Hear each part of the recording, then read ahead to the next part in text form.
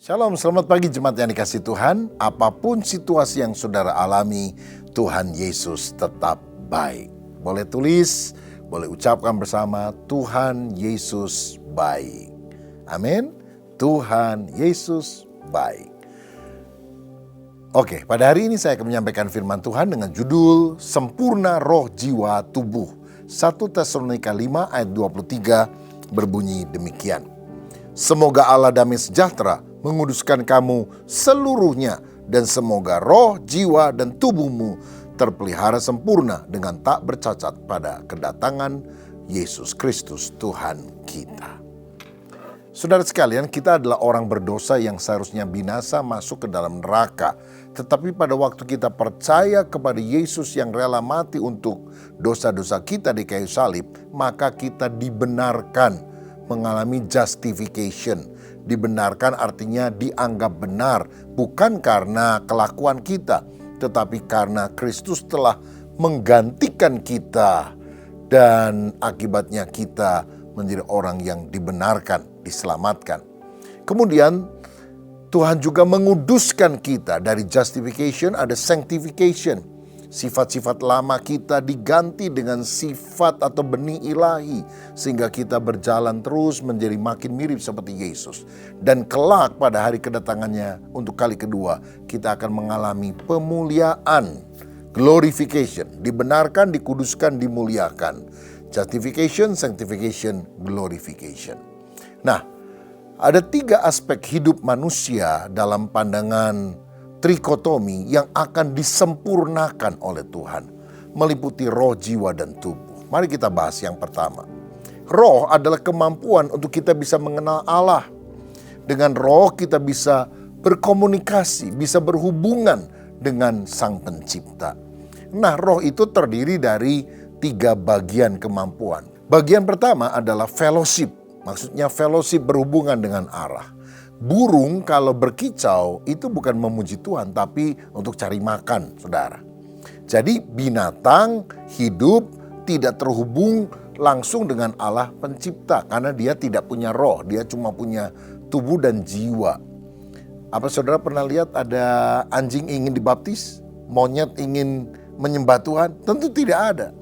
Ini kemampuan khusus untuk manusia. Makanya kalau ada orang bilang bahwa manusia berasal dari monyet, tentu kita tidak setuju. Tapi kenapa kok mirip? Ya mungkin karena tinggal di dunia yang sama, menggunakan alat tubuh atau bagian anggota tubuh yang agak mirip-mirip bisa. Tetapi esensi manusia, roh itu tidak dimiliki oleh binatang. Ini adalah kemampuan untuk berhubungan dengan Allah. Yang kedua, hati nurani, conscience, yaitu menentukan kita benar atau salah. Misalnya pada waktu kita masih kecil, mendengar ada orang yang jualan es krim lewat. Hati kita pengen, tapi duit gak ada. Lalu kita mau ambil uang di dompet papa atau mama. Ini suara hati bilang, jangan mencuri. Tapi suara yang lain bilang, beli es krim enak. Siapa yang membuat hati nurani kita itu saling tuduh satu dengan yang lain? Ini bagian hati nurani manusia. Dan yang ketiga adalah intuisi atau impresi. Ada yang bilang seperti firasat.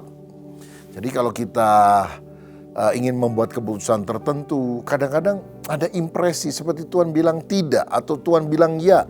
Kadang dia memberikan kegelisahan kalau Tuhan tidak setuju dengan apa yang kita mau lakukan. Dan dia memberikan damai sejahtera kalau dia setuju dengan apa yang kita mau kerjakan.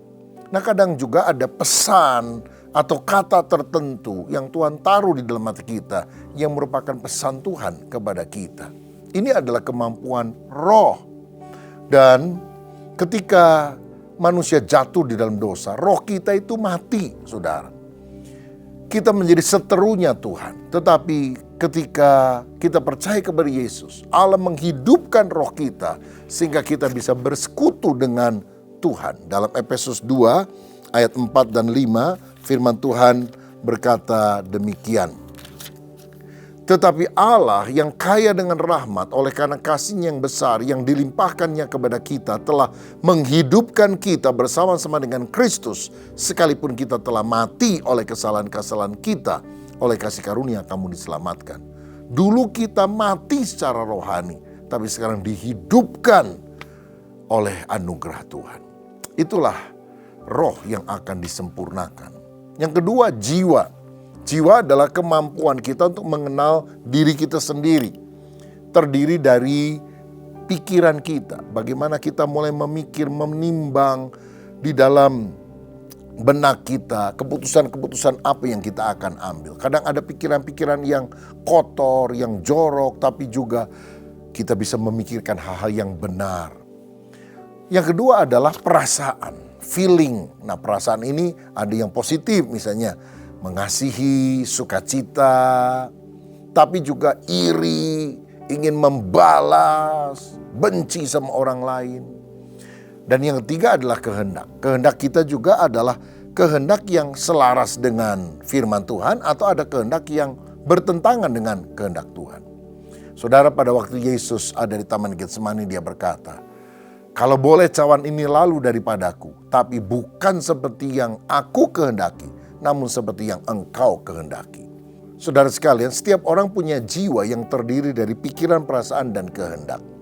Dan dengan jiwa ini kita bisa mengenal diri kita sendiri. Inilah yang membedakan antara pribadi kita dengan pribadi orang lain.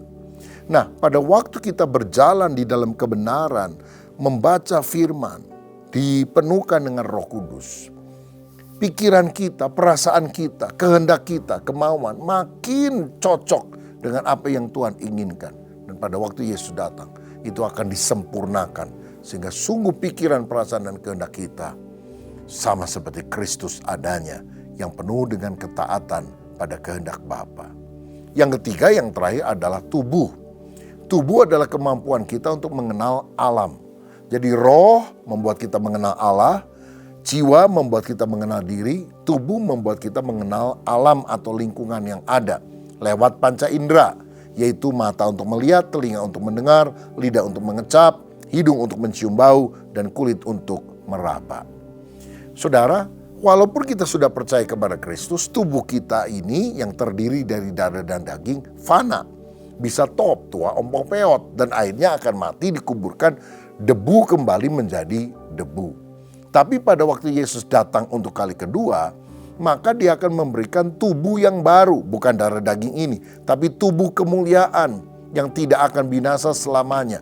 Ini seperti tubuh yang dimiliki Yesus setelah dia bangkit dari antara orang mati. Bisa pindah cepat, tidak terhalang oleh tembok, bisa makan tapi tidak perlu makan, dan sifatnya kekal. Nah, apakah tubuh ini yang akan dibangkitkan oleh Tuhan? Karena kan kita bilang nanti kuburan akan terbelah. Nah saudara, yang dibangkitkan bukan tubuh ini, tapi ada kaitan dengan tubuh ini. Maksudnya begini, kalau kita menanam sebuah benih, biji itu mati di dalam tanah.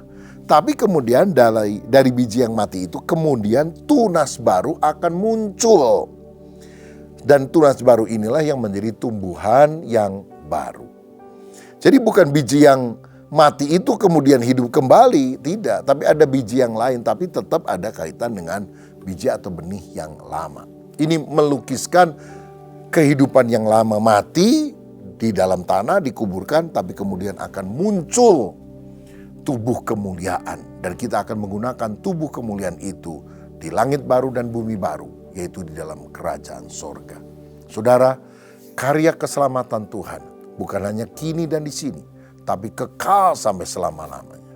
Kita sudah diselamatkan dari hukuman dosa. Kita sedang diselamatkan dari kuasa dosa yang ingin menarik kita kembali pada kehidupan yang lama.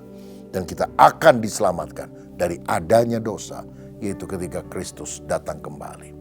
Kiranya Tuhan mencerahkan hati kita, membuat pikiran kita mengerti rencana keselamatan Allah terus bekerja dalam hidup kita. Sehingga tubuh, jiwa, dan roh kita semuanya selamat, sempurna. Tuhan memberkati, mari kita berdoa. Bapa, terima kasih, kami sadar kehidupan kami di dunia belum sempurna. Kami masih banyak bergumul dengan pikiran, dengan perasaan, dengan kemauan kami yang sering bertentangan dengan kehendak Tuhan. Seringkali anggota tubuh kami gunakan untuk perkara yang sia-sia. Tapi kami mau menjadi ciptaan baru dalam Kristus. Anggota tubuh kami tidak diserahkan untuk menjadi alat kejahatan, tapi menjadi alat terang Tuhan. Dan kami percaya pada waktu kedatangan Kristus, kesempurnaan akan terjadi. Tubuh yang lama akan berlalu, tapi tubuh yang baru Tuhan akan berikan. Bapa, kami berdoa untuk anak-anak-Mu. Apapun pergumulan yang dialaminya, kami sadar hidup kami terbatas. Tapi kalau kami bersama dengan Yesus, kami mendapatkan kekuatan senantiasa. Berkat atas kami dalam nama Yesus. Amin. Tuhan memberkati.